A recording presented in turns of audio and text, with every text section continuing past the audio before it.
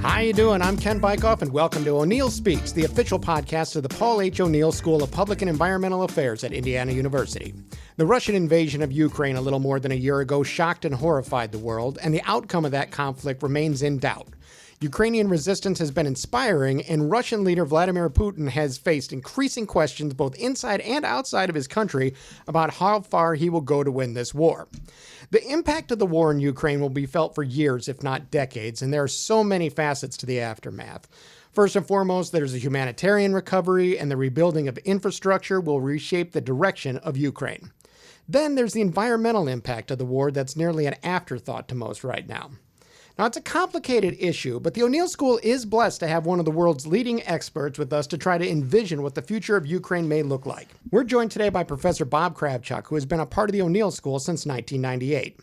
Bob has served as a member of numerous U.S. Treasury Department expert missions to former Soviet and Eastern European countries, including serving as the U.S. Treasury resident budget advisor to the Minister of Finance of Ukraine. And he's a world-renowned expert on Ukraine and its inner workings. Bob, thanks so much for joining us. I'm very happy to be here. Well, let's start with the O'Neill School's relationship with Ukraine. Could you spell out for our listeners and let us know kind of the background of how that came about? Oh, it's at least 25 years old. In the immediate post-Soviet aftermath, a retired professor, Charlie Wise, worked with the U.S. Agency for International Development to secure a grant, multi-year, multi-million-dollar grant, to bring in experts from around the world, not just from the O'Neill School and the U.S., but to focus on developing and strengthening the Ukrainian parliament. It was known as the Parliamentary Development Project. So they trained parliamentary staff, they trained legislators, they helped them with the committee structure, they developed almost like a congressional research service, a library for them, a bank of experts to provide knowledge products in advance of enacting proposed legislation. It was actually a very beneficial project. Since then, you're sort of in and out. We've had a number of faculty that have served in an expert capacity there. The late O'Neill professor John Meixel, a very fond memory, had served in residence there about the same time I did, working on tax issues. I was working on budget and treasury issues. And then since then, we've had a multi-year project that just finished a year ago that was working with a Ukrainian institution, a university in Kyiv, named the National University of Kyiv Mohyla Academy. So Nationalny Universitet Kievsky Mohylansky Academy is what it's called in Ukrainian. And this was to strengthen their MPA program and develop a new concentration, as well as certificate programs in undergraduate majors in government communications. And this project has been going on for the last 4 years. And that particular project, I think, has supplemented the Ukrainian government's efforts to promote its case, its war, basically, against the Russian aggression around the world. We can talk about this as we go, but it would not be too much to say that the Ukrainian government has been winning the propaganda war. And once upon a time, the U.S. State Department thought that they might not, but they've been masterful in that respect as well as on the battlefield. So we've had a long and I would say very productive history. We've also built a great deal of capacity here in the O'Neill School over the years on Slavic affairs in this respect. So we're not formally part of the Hamilton Luger School, although I am an affiliate faculty and currently a member of the executive committee of the Russian and East European Institute here at IU. And we've had other faculty that have come in and out and done work overseas as well. I did want to add one thing.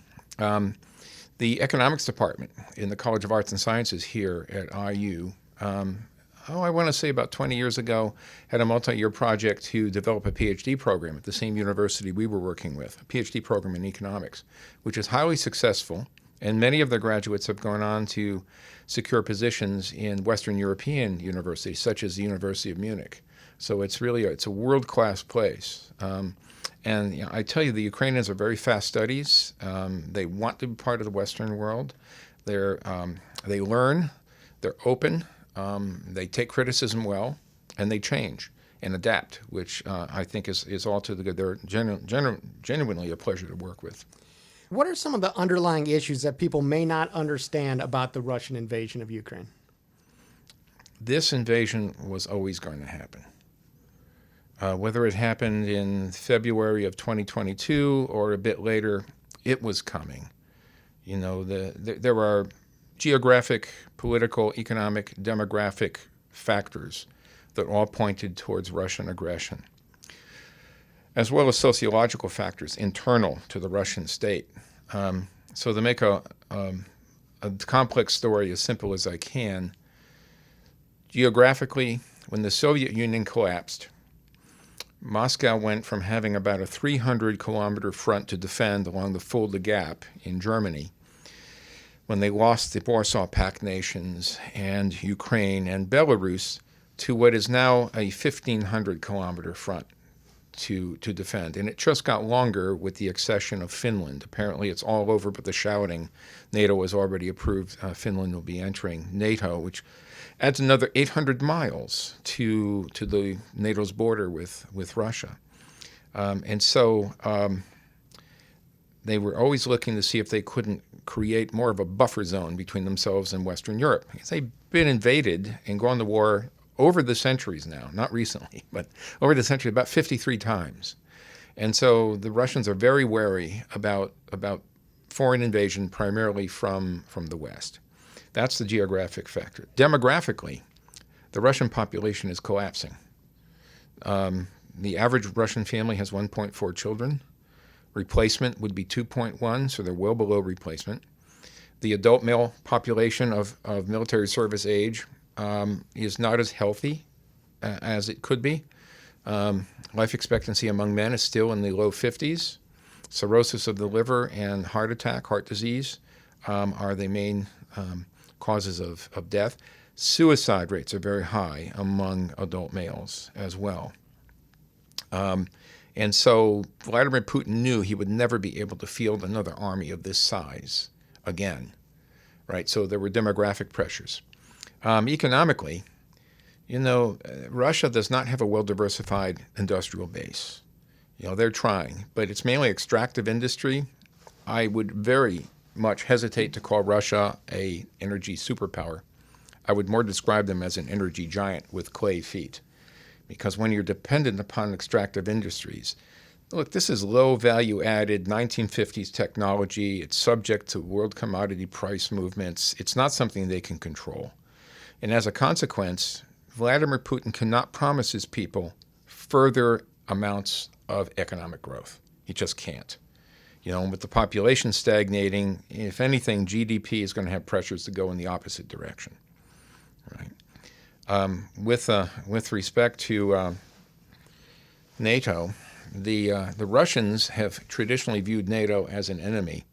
Even when the invasion occurred, as recently as February of last year, there were only a few thousand NATO troops on active duty, and the United States had basically come home. There really wasn't much left. NATO was not a threat to Russia, but it didn't seem to matter. So it's a convenient excuse for Vladimir Putin to launch an invasion, and it resounds with the Russian people. Personally, I think Vladimir Putin, another factor, he has problems with an independent Ukraine. It's something that he's fixated on. It's almost like an obsession. So 2 years ago in the summer, he published in multiple languages, including English, it's available on the website of the President of the Russian Federation, an essay, sort of a revisionist essay that purported to span the history of Ukrainian and Russian relations. And it was entitled, this is a paraphrase, I can't remember the exact title, but On the Historical Unity of the Russian and Ukrainian Peoples. And he basically made the argument that they are one people, they've always been one people, and that the Ukrainian lands are traditionally Russian lands. Every serious historian that's looked at this, including Timothy Snyder at Yale University, has concluded that that is completely opposite from the facts. Russia was not called Russia until around 1780 something. Before then, it was known as Muscovia. Ukraine was known as Rus. So the Ukrainians regard the Russians have stolen their name, stolen their claims to the territory, stolen their culture, their music, their art, so they have these long-standing disputes. If we marry that with a few centuries now of Russian repression of Ukrainians, including the Great Terror Famine of the 1930s, the show trials, the fact that Ukraine was the main battleground in World War II, the Ukrainians have serious grievances with the Russians. That said, the Ukrainians have no design on Russian territory. They just want to be left alone. For some reason, the Kremlin just doesn't feel that they can leave Ukraine alone. Part of it has to do with the practical need for a buffer zone. Another is that, quite frankly, I don't believe that the Russians would tolerate a successful democratic Ukraine, member of the EU, on their border with the West. It would certainly compromise the ability of the Kremlin to govern the Russian Federation. Because if the average Ukrainian starts living as well as the average German, the average Russian isn't going to be too far behind. So there's lots of pressures that we're building for this invasion, and as a consequence, when it occurred, I was a little surprised at the timing, but not shocked. Yeah. You've mentioned that buffer zone a couple of times, and also that the army would never be bigger than it is right now. Considering that NATO countries weren't lining up to try to invade Russia, is that just looking through a lens that no longer exists, to make them feel that they needed that buffer zone, or that they were under threat? Well, because Putin can't promise his people economic growth and development, he can promise them a return to the glories of the Russian Empire. This is a touchy subject, and so I'm not a cultural anthropologist. I can go by what I've read and by personal experience. And so for the last 30 years, I've traveled pretty extensively throughout Poland, Russia, and Ukraine. And the three peoples are very different from each other, despite the fact of living in such close proximity. It is hard for Westerners, in particular Americans, to understand the extent to which the average Russian will derive their personal identity from the glories and exploits of the Russian state. They look to that primarily as their source of pride and, in fact, reason for being. It's permitted Putin in the last year to build what is being described as a cult of war. The war has galvanized the Russian people, much the same as it's galvanized the Ukrainian people, but it has sort of the opposite effect. You see, when the body bags started going back to Russia, support for the war in Russia did not diminish, it increased. Because they've gotten angry at the Ukrainians for killing their soldiers, who, after all, went there only to liberate them from the Nazis in Kyiv. If you can sort of get my gist here, right? So they want retribution, they want revenge, they want a settlement, and so Putin has been able to have his way with the Russian people, primarily through a propaganda game internally that it resonates with the general instincts of the Russian people. So attributing this war to Putin alone, that's not quite right. What has concerned you as you've watched the war develop? The major concern I have is that Putin has engineered a zero-sum game in this war. Either he wins and the Ukrainians lose, or the Ukrainians win and he loses. There's no middle ground. And he's not backing down, right? I never thought I would see the day when he would unleash forces he couldn't control, but he has. And I think he is increasingly desperate for some means to prevail. He's not looking for an exit ramp. He's looking for a win, right? And that hasn't changed, right? So as a consequence, the only choice that the Ukrainians and the Western supporters of Ukraine have is to defeat Russia in the field, and then impose peace terms. Russia must be humiliated. That's the only way this is going to end. And that frightens me, because if the Russians get to the point where they believe that their existence is threatened, what people refer to as an existential threat, there's no telling what they might resort to. If Putin loses in Ukraine, he not only loses his position, probably his life, but they may very well lose some of the eastern provinces in Siberia. They won't have the army that they would need in order to defend it from the Chinese, their so-called good friends. China is not their friend. They have a momentary entente. Right? It's a marriage of convenience, but all bets are off. If things go south for the Russians, everybody knows it. Some of the intelligence coming out of Moscow these days provides very strong indications that the 6 or 7 oligarchs in Russia that really matter are increasingly nervous about losing everything that they feel they've worked for. Everything is essentially stolen for the last 30 years, is under threat, right? And as a consequence, some of them are sending their families abroad. Putin's daughter is in London, living there. So is Lavrov's daughter. Many of the oligarchs have children studying abroad or living abroad to get them out of harm's way. They're doing what they can to try to stash their money overseas. So we know that they're nervous about things. What more can the international community be doing to support Ukraine and kind of battle back against that?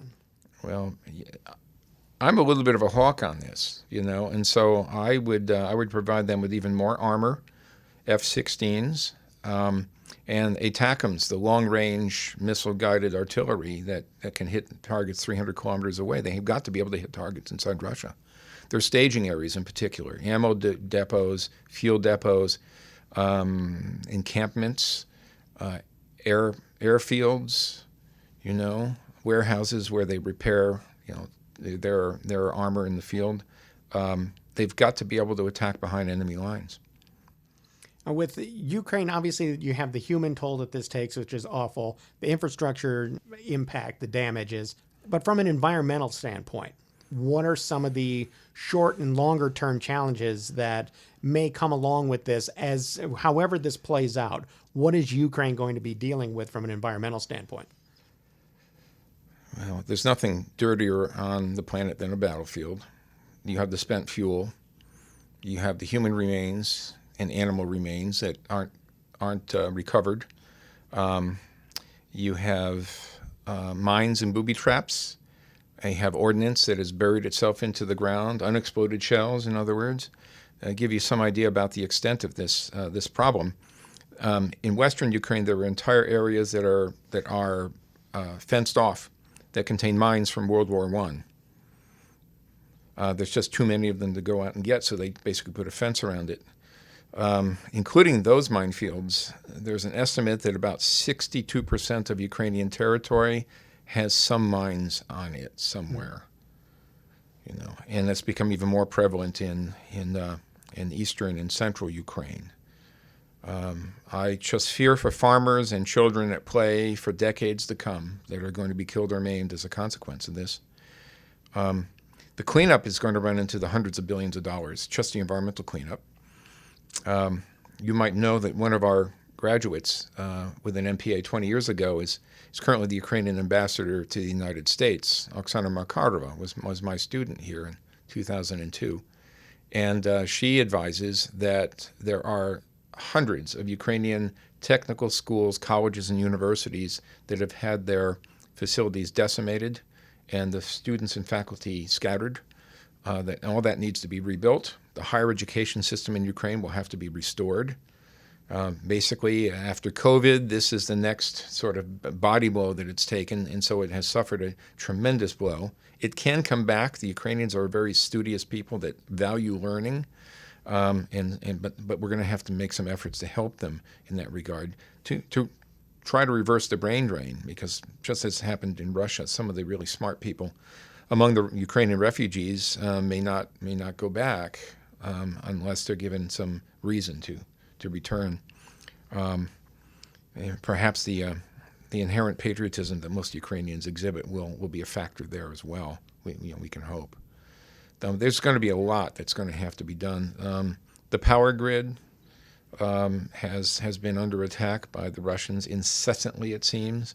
I believe they're running out of transformers and high voltage transmission lines and things to replace the damage that's being done. That being said, I think one of the unsung, untold success stories here is the rapidity with which the Ukrainians tied themselves into the Western European power grid through Poland. And the much vaunted Russian talent for hacking computer systems, they haven't been able to bring down even the civilian internet in Ukraine, which is still active and has never been lost. So, the Ukrainians are kind of clever, and they figured out ways around this and to avoid the hackers. And so that's also to their credit. We've talked a lot about pessimistic stuff, but what have you been encouraged by, whether it be the Ukrainian response from the people or anything else in regards to this conflict? A recent public opinion poll conducted by, I believe it's the International Democratic Institute, so it's an American outfit, indicated that 95% of respondents believe that Ukraine will win the war. They're 100% behind it. If Volodymyr Zelensky were to run for re-election today, he would be overwhelmingly re-elected, probably with upwards of 85-90% of the popular vote. Although we have to note they have suspended elections for the duration of the war. It would be considered to be too contentious and difficult to find all the voters that have been displaced as a consequence. And I kind of agree with that, as long as it doesn't go on too long. Right. You don't want to change a horse midstream, especially when you're approaching the rapids, Mm-hmm. So as a consequence, we'll have to wait and see on that. Other encouraging signs. The Ukrainians have exhibited a tremendous amount of heroism and cleverness on the battlefield. When I look at their battle tactics, the Russian sort of order of war is to attack with artillery along a very broad front. And then as you decimate that territory, you move the infantry in, and then you advance your artillery, and you do the same, and then you advance over like an 800-mile front. The Ukrainians have denied them the front. They've attacked behind enemy lines. They flanked them. They haven't really. If you look at the current status, day by day, this has been the most studied, best documented war in history. You can take and see exactly what that battle line looks like in eastern Ukraine. It's jagged. It's messy. It's up and down. It's a remarkable thing. But the Ukrainians have made it difficult for the Russians to fire on them without firing on their own troops. And the Russians have. A lot of the Russian casualties are friendly fire. Give me your vision of what Ukraine will look like in 5 or 10 years if they come out on top, or if they don't. Ukraine will come out on top. Several Polish diplomats overseas indicated to their host governments that Poland would not let Ukraine be defeated. The implication is that even if Poland had to intervene unilaterally, they would not let Ukraine go down, because that would constitute a existential threat to Poland. And to put things in very crass terms, if you're the government in Poland, would you rather fight the Russians in the streets of Kyiv or the streets of Warsaw? Right. So the question begs its own answer. So I'm optimistic the Ukrainians will prevail. In 5 or 10 years, I see Ukraine, that is a member of the European Union and of NATO. I see American and NATO forces based in central Ukraine, far enough away from the Eastern Front not to be a direct threat to the Russians, but close enough such that they would think twice about becoming mischievous again. I'm not sure what happens to Belarus. Belarus is a wild card here. That's probably a topic for another conversation. The Ukrainians recover fast. They're hardworking people. I think it's going to take, 10 years, 20 years to fully recover, but I think you'll see significant progress within 5 years. certainly clearing away damage and rebuilding universities and buildings and infrastructure and things like that, especially if they receive the kind of assistance that the EU and the other Western powers are talking about providing. I think politically, the Ukrainians are fighting their war for independence. This has sort of been delayed for 30 years. This is where they're earning it. They didn't earn it 30 years ago. It fell into their laps. And so they more or less took it for granted. But here they've got to earn it, and they are. They're working hard on it. I don't think that they will forgive the Russians for this invasion in our lifetime, and maybe that of our children. This is going to take a long time. There will be a demilitarized zone, maybe a border wall with arms on both sides of that border for a good long time. Yeah, so we're back in sort of the Cold War days now. I think we're actually entering a period of time globally where there will be two camps: those aligned with the democratic nations of the world, and those that are not. The wild card here is, what does India do? I think if Russia loses in Ukraine, India turns west. If Russia prevails, India turns east. It's going to be that simple. So we have every reason for seeing to it that the Ukrainians prevail. Well, Bob, your perspective and knowledge on this subject is absolutely invaluable, and I can't thank you enough for coming on and talk about it. Well, it's been my pleasure. Well, that's all the time we have today on O'Neill Speaks. O'Neill Speaks is the official podcast of the Paul H. O'Neill School of Public and Environmental Affairs. All opinions and comments on O'Neill Speaks belong to the host and the guest of the O'Neill School and don't necessarily reflect those of the school itself. Music for O'Neill Speaks is by Manos Mars. Be sure to subscribe to O'Neill Speaks on Apple Podcasts or on your favorite podcatcher app so you don't miss an episode. We're out of time, but for now, and for the O'Neill School, I'm Ken Bykoff saying thanks for listening, everybody.